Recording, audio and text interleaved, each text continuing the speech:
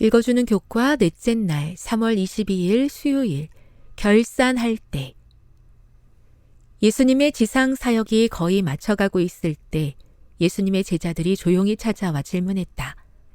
우리에게 이르소서 어느 때에 이런 일이 있겠사오며 또 주의 임하심과 세상 끝에는 무슨 징조가 있사오리이까. 마태복음 24장 3절. 예수님께서는 2장에 걸쳐 이 질문에 대한 답을 주신다. 24장에서는 전쟁과 재난 같은 이 세상에 일어날 징조들에 대해, 그리고 25장에서는 예수님께서 재림하시기 전에 나타날 교회의 상태에 대해 말씀하신다. 교회의 상태는 3가지 이야기를 통해 묘사되는데 그 중 하나가 하나님의 백성들이 하나님께서 그들에게 주신 은사를 어떻게 사용했는지를 이야기하는 달란트의 비유이다. 마태복음 25장 14에서 19절을 읽어보라. 타국으로 떠나는 사람은 누구인가? 그는 자신의 소유를 누구에게 맡기는가? 결산할세라는 말의 뜻은 무엇인가? 우리는 종종 달란트를 노래, 말하기와 같은 타고난 재능을 가리키는 것으로 생각한다.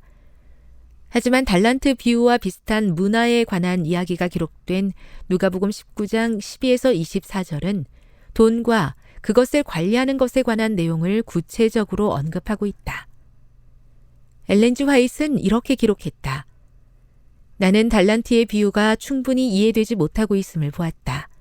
이 중요한 교훈은 마지막 때에 사는 그리스도인들의 유익을 위하여 제자들에게 주어졌다.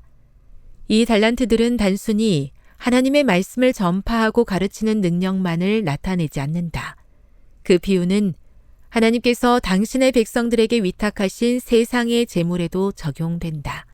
교회증언 1권 197. 마태복음 25장 20에서 23절을 읽어보라. 하나님께서는 돈을 충성되게 관리하는 자들에게 무엇이라고 말씀하시는가? 내 주인의 즐거움에 참여할지어다 라는 말의 의미는 무엇인가? 나보다 더 많은 달란트를 가진 사람을 바라보며 그 사람에게 더 많은 책임이 있다고 생각할 수 있다. 하지만 이 비유에서 불충실한 종으로 평가받고 하나님의 나라를 잃은 사람은 가장 적은 1달란트를 가진 자였다. 다른 사람들의 책임에 대해 생각하는 대신 하나님께서 우리에게 맡겨주신 것들과 어떻게 하면 그것들을 하나님의 영광을 위해 사용할 수 있을지에 대해 집중하도록 하자. 교훈입니다. 세상 끝에 하나님께서는 우리에게 맡기신 것들을 결산하기 위해 오실 것이다. 그날을 위해 다른 사람과 비교하지 말고 나에게 맡겨진 것을 충성되게 관리해야 한다. 묵상. 착하고 충성된 종을 위해 준비해 두시고 자신의 즐거움에 참여하자고 하시는 주인의 마음이 어떤지, 또 그 즐거움은 얼마나 클지 묵상해 보십시오. 적용. 하나님께서 결산하시기 위해 오실 때 그대가 얼마만큼 준비되었는지를 보여드리게 될 것입니다. 그대는 하나님 앞에 무엇을 보여드리기를 원하십니까? 영감의 교훈입니다. 예수님은 인류 구속의 대가로 지불된 속죄물. 우리의 시간과 우리의 달란트의 가치는 우리의 구속의 대가로 지불된 속죄물의 크기로서만 평가될 수 있다. 우리가 우리의 애정과 우리의 봉사를 하나님께 바치기를 거부함으로써 하나님의 것을 도적질하는 것은 하나님께 대한 얼마나 큰 배은망덕인가.